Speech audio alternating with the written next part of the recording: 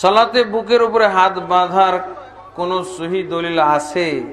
আছে, নাহলে মহিলারা বাঁধে কেন? হ্যাঁ, মহিলারা বাঁধে কেন? সহজ সহজ কথা, যে মহিলারা বাঁধে কোন দলিলের ভিত্তিতে?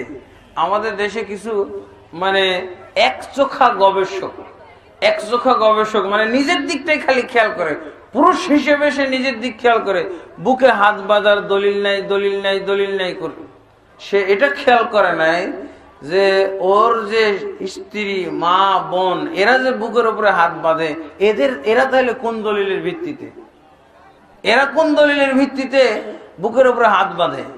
ওই হাদিসটা কোথায়?